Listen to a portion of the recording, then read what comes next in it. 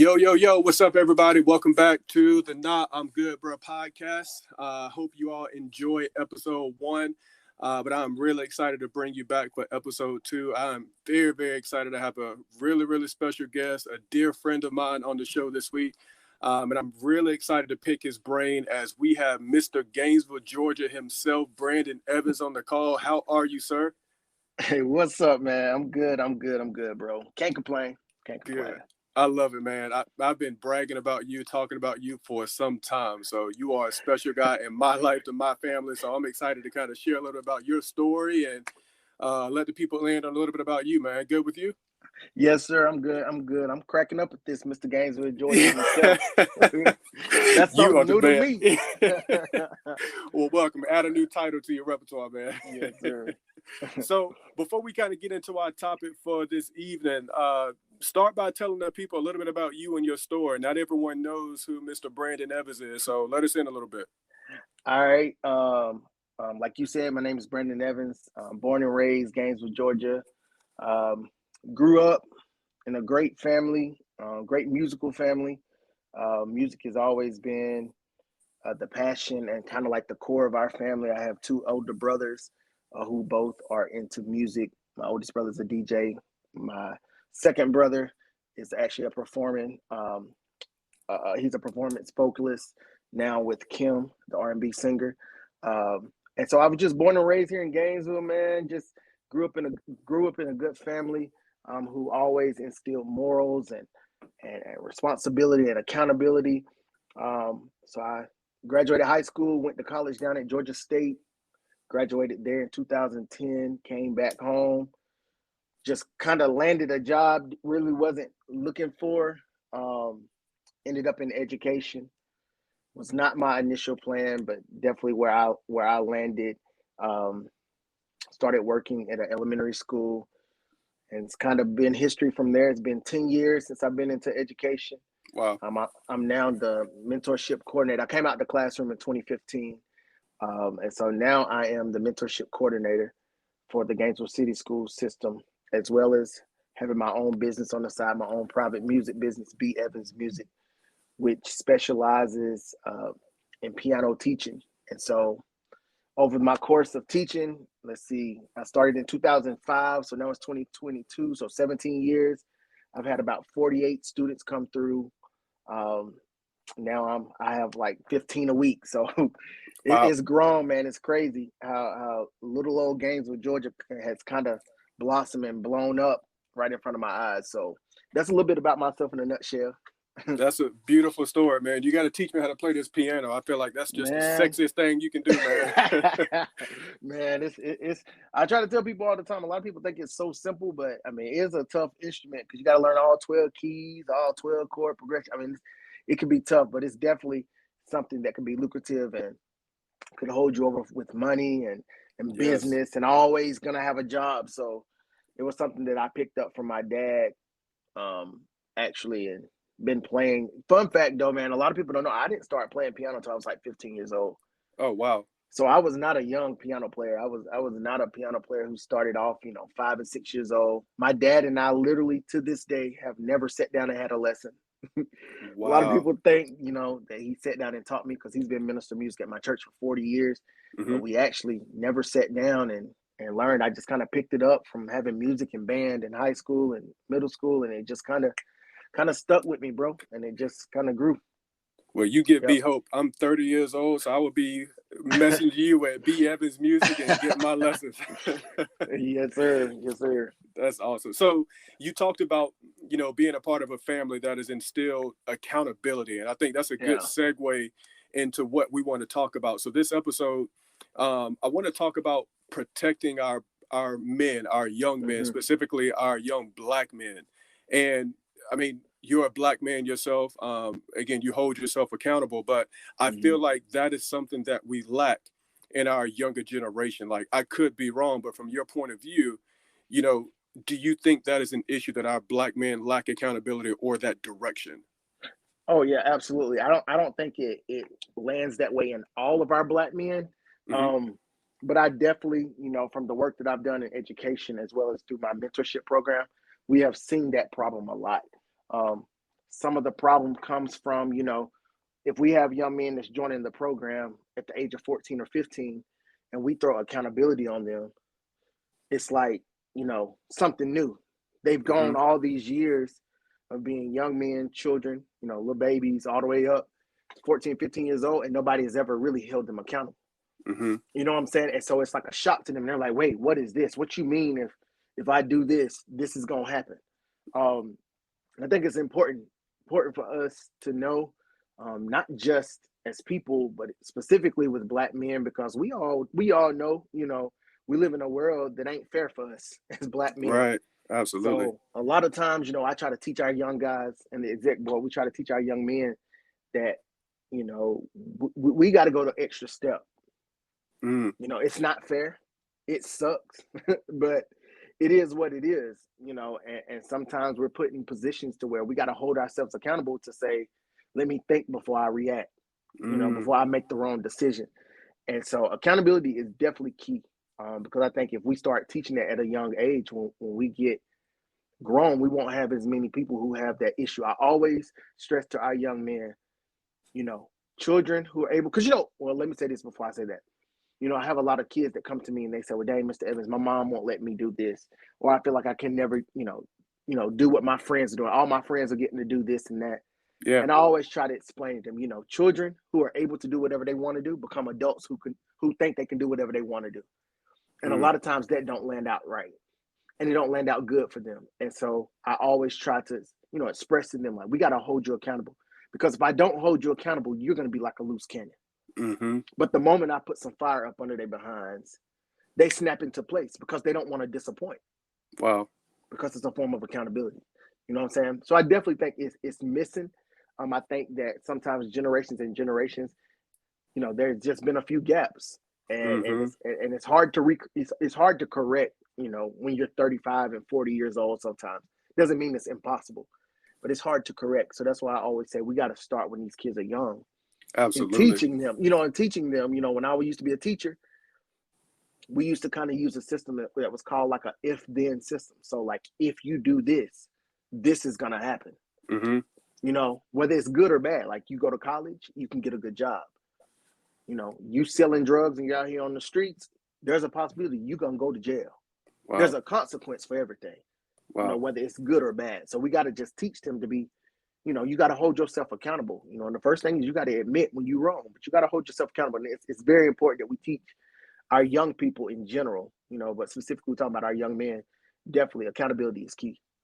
That's good. So, I mean, you've done a great job. I aspire to be more like you in the aspect of just holding our people accountable and not wait for someone else to do it. And you've done a great job with Men Alive. But, I mean, it takes a strong soul to really build something up like this. I mean, I've seen you change GPAs. You've turned them around. Like, you've honored the kids. You've showed them what a good return on your investment is for you just doing the work. But, Brandon, where did that passion come from, and why is it so important to you? It's crazy, man. When I first started this mentorship program, I was literally in my first year of teaching, actually my first full year. So like the year of 2011 going into 2012. And I was teaching at Centennial, and it would get to where, like, if our little boys were acting up in class, the teachers would send them to me. Wow. And at first I was kind of like, I don't want to say like offended, but I was just kind of like, you can't control your own kids. Mm-hmm. You know what I'm saying? Because when the kids was in my classroom, they didn't give me those issues. And at first, that's why I initially felt. But then I started noticing, I was like, but there's a reason that they're coming here. Because it wasn't just a time for me to redirect them. It was a time for me to share some wisdom, to drop some nuggets on them, to really empower them. Because then I started figuring out that 90% of my boys that was coming to my room didn't have a dad at home. Wow. So I started thinking, well, dang, like, Brandon, you may be the only positive man who looks like them. Because that is, I mean, and it's definitely true. Like, I've been in situations to where a teacher, I'll just use a female teacher, can say one thing to a student, and I can come in and use the exact same words, but because he looks like me, it's almost like a mirror reflection. Absolutely. You know what I'm saying? And they would immediately switch and do what I asked them to, what I asked them to do. And so, it started off like that, man. It started like I just had like, 2 and 3 young men that would come in and out, and I would just check in with them. And then like the more I started teaching there, I left there in 2015. So like over the course of those 3 years, it just kind of blossomed, and I never dropped those kids. So fun, crazy fact, man, like my initial group that I started with at the elementary school right now, they were in 2nd grade, and now they're juniors in high school. Wow. And I still literally have every last one of them that was in that program when they were there. So they've been with me for 10 years, 10, That is 11 awesome. years. I mean, it's crazy. And it's like the growth that we have seen. Now, are they perfect? Absolutely not. I don't expect them to be perfect. I always tell them, I just expect for you to show me some progress. Some of the things we talked about last year, I should be talking to you about this year. Mm-hmm. Because you gotta grow up at some point. But that's where it came from, man. I just started seeing that these kids really, it became more than it wasn't about me. Mm-hmm. So You know, let me ask you this. So in any community, any culture, but specifically for our Black men, you see like when someone takes on that responsibility of, an absent father, like, mm-hmm, men try to take on the world at once. As to why you're great for this. Like, I don't think I could do it, but has it mm-hmm. not been overwhelming to be like, a father for the fatherless, or a mentor for someone that doesn't have someone to look up to, or I want to go to school because Mr. Evans is there because I don't have Mm-hmm. someone at home. Like, does that not get overwhelming at times? Oh, absolutely. Oh, absolutely. Like it Mm, literally, man, like sometimes, and one thing about this, it literally got me closer to God because I knew I needed his help, you know what I'm saying? Through absolutely. all of this. And a lot of times, like I do a lot of praying about my young men. And I was telling one of my young men the other day, and he was so shocked when I said this because I told him, I was like, I do a lot of praying about them, and I always ask God to expose them to me when they're doing wrong. Hmm. And he was like, dang, like, why would you want God to show you that? I said, because you need to be corrected. You know what I'm saying? But it's definitely overwhelming because the hardest part about mentorship is the emotional part. Yes. Because then sometimes I have to remind myself, Brandon, these are not your children. Hmm. You know what I'm saying? Like I over and do. out. But at the same time, they are my kids. Hmm. And but it could definitely become, you know, emotionally draining sometimes. But I just pray about it and I just keep going, man, because I know again that it's not about me. And I do this literally to try to be a light for some of these kids. Because like I said, some of these boys I know for a fact, if I was to drop them, I don't know which way they would turn. Wow. You know what I'm saying? And it has grew. It started off, 5 or 6 boys. Like I have pictures of that group of guys when they were in 2nd grade. And now in our program, we have 36 men, 36 young men. And so, Wow. like at the beginning of last year, or when I was really kind of revamping some stuff, that's why I had to bring on an exec board. I Hmm. had to because I knew this is getting too big for me. You know what I'm saying? And so then I just started praying. I was like, okay, God, I need you to send me some men who I know could be the light for these boys. These boys could respect. And because I mean, there's been nights, man, I've been out at 10 and 11 o'clock at night riding around looking for children because they've got mad at their moms and left the house.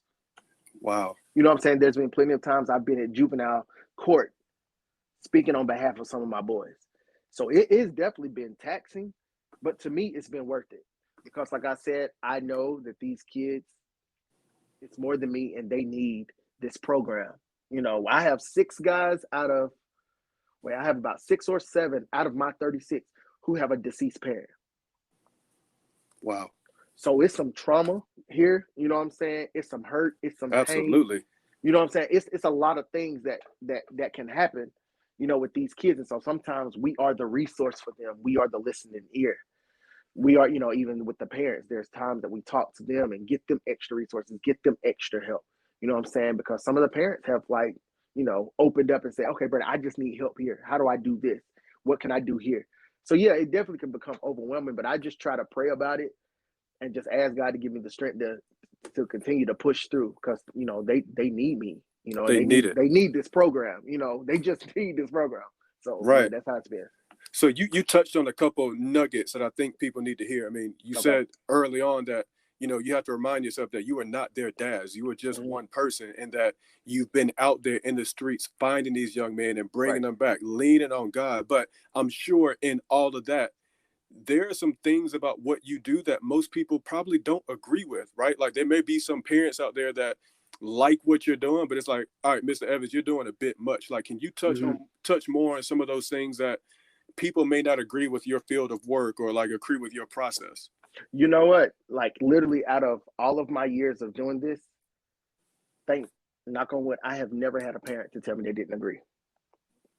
Wow, hats off to you, man. I have never, because I always try to sit down and explain to the parents prior, like when their kids come through because it's not like I just pick a mentee and they just become a part. Now, in the earlier years, that's how it was, but like there's an application process that the boys have to go through.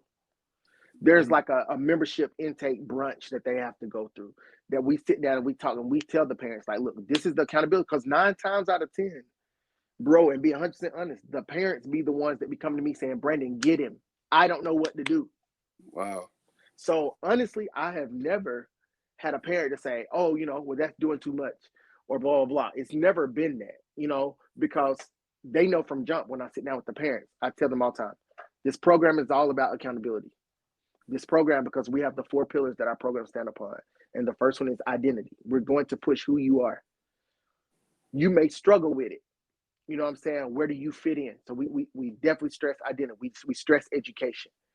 You know what I'm saying? We stress leadership and we stress style, how you present yourself, what you look like. And we tell the parents from jump, this is a full self-esteem boosting accountability camp. Like that's what this program is. So if you think like if you can't handle the fact of us getting onto your child because he's not doing what he's supposed to do, this is not the program This for is him. not for you. Yep. This ain't the program for him. And we tell the boys that, and we've had to where we've had to have some Zoom conference with some guys, and we've had to like light into some boys because we want them to understand. Sometimes when we talk so nice to y'all don't get it. Y'all don't Wow. get it. You know what I'm saying? We're trying to groom them to be men after they leave us. Because truth, honestly and truth, for real, once they turn 16, that's a wrap, bro. You considered an adult. That's it. And we try Is to tell our boys that. You know what I'm saying? We try to yeah. prepare you for that.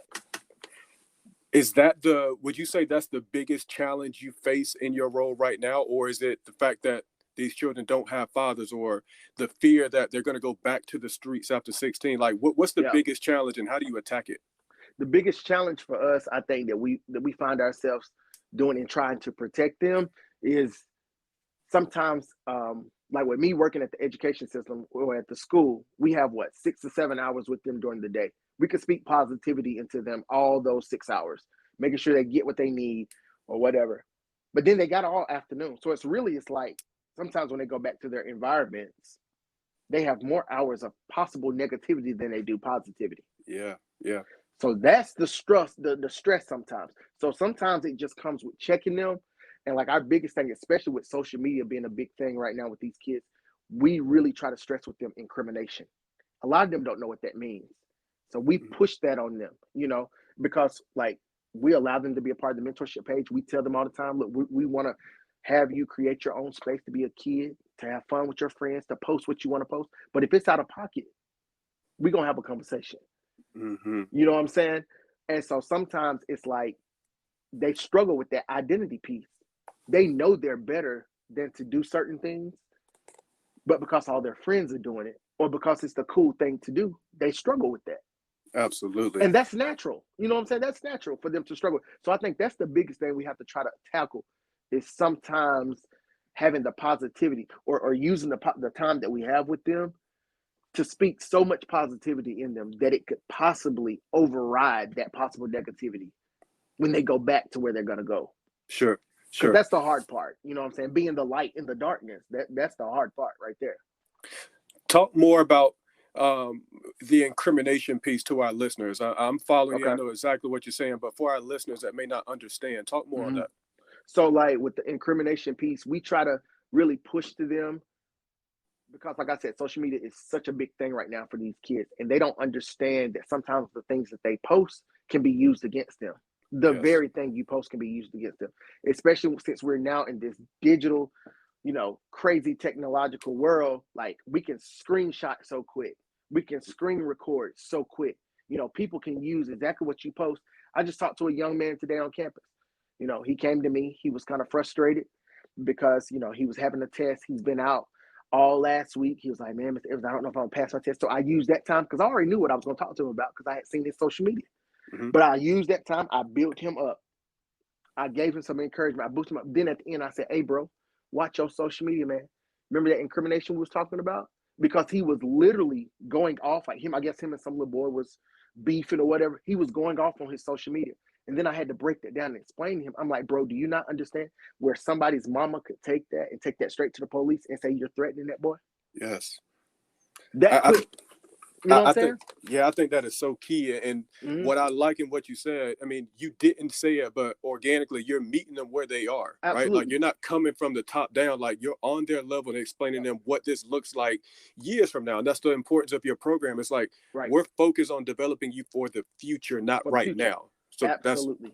I love that. That's our main key because like I said, once you finish this, because you not necessarily that you finish this program, because we have right now 6 guys that are in our college program, who have came through this program and now they're doing really well in college. You know what I'm saying? And the hopes is like when they come home from school, they come and they speak to our guys. You know what I'm saying? And they really utilize it because we want them to see. Our biggest thing, one of the other biggest things that we do with our program is exposure. We want to expose them to things because I am a firm believer. If they never see it, so if they never see anything outside of Gainesville, if they never see anything outside of their hood, that's what they're going to think life is about. Mm-hmm. You know what I'm saying? But when you take them to different places, like last year or a year before we went to Morehouse, went to a game, went on a tour, they see these other Black men who are successful, you know what I'm saying, who are doing big things. They're in college. They're playing sports. Because a lot of our kids want to play sports, but they don't think about, I got to make it. I got to go through college, though. You know what I'm saying? Like they don't understand that part. But when you expose them to it, they can see the future versus just seeing right now. Because I don't want them to just look at right now. I want them to see, what am I going to use? What tools did Mr. Evans and the exec board teach me that I can use when I'm 18 and 19 years old? Absolutely. So stay right there for a second. So I love that you say that, but think about your community of Gainesville. I think about my community and where I grew up.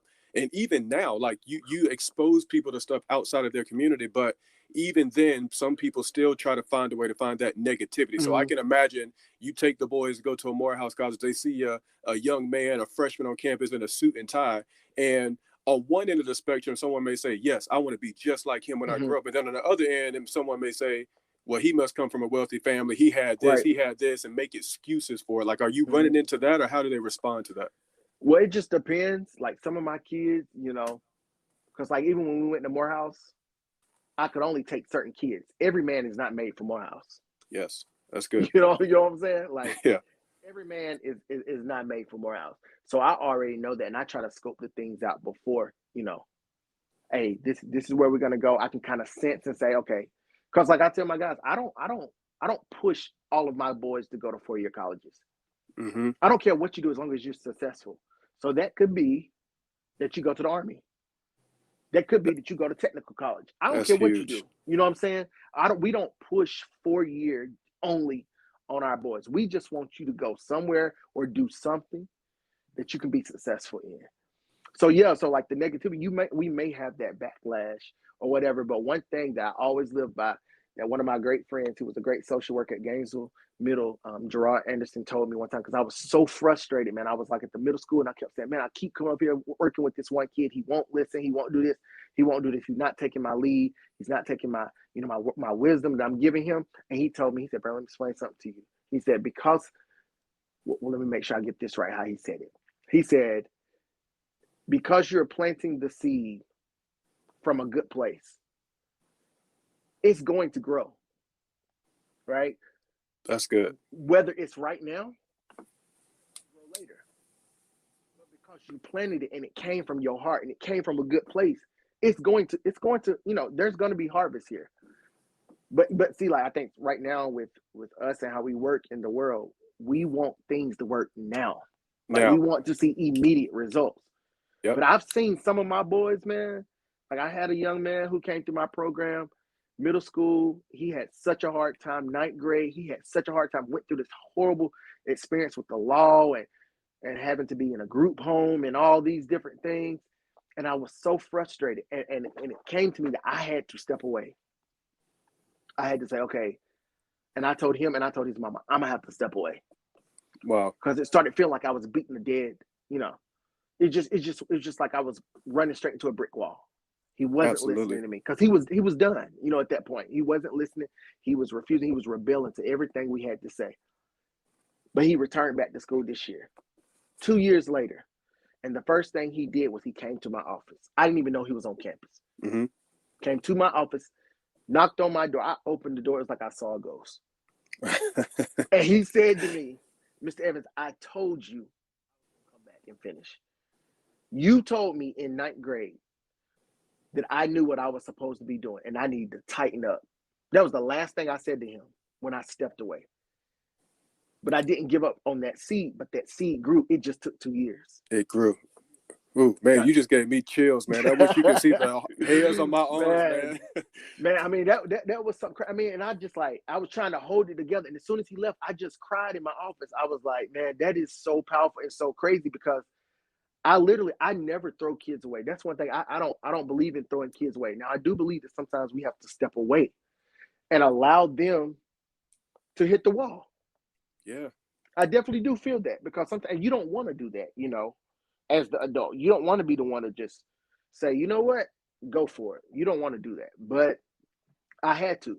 But the seed grew. It just didn't grow it didn't grow in my timing. Right. But it grew. Wow. And now he's doing fine. He's doing well. He's back in school or whatever and finishing his degree.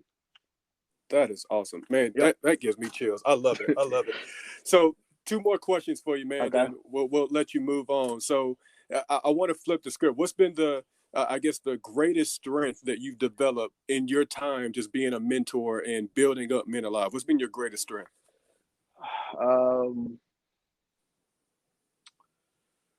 I think my greatest strength has been literally watching something just blossom that I seen 10 years ago. Mm-hmm.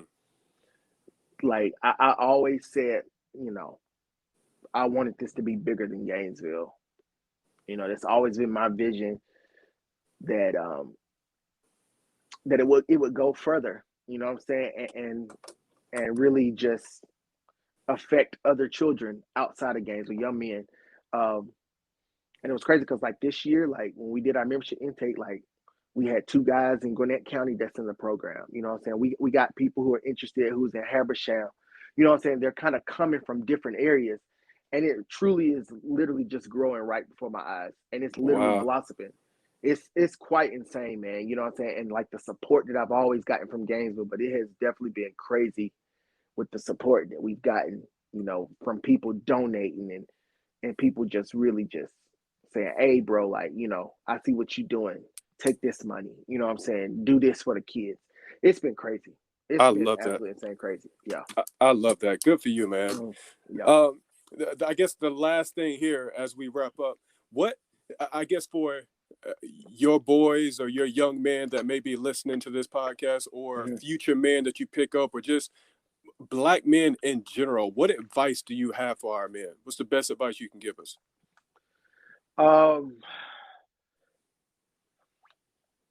I think the biggest advice, and this could be for the men, but I think this also for our African American community. I'll try to keep this real candid. I will say this: working in our education system, I feel like right now, as a people and as a community, we slick may be in trouble. I feel like we have lost control of instilling those same core values and morals and integrity and values of respect for adults that we had when we were kids. I think, and I can push this towards the Black men because I feel like biblically, and I don't want to go too far biblically, but I feel like we are the head, and so we are responsible for some of this. You know what I'm saying? I just feel like as a community, we have got to get back to the core of a family structure.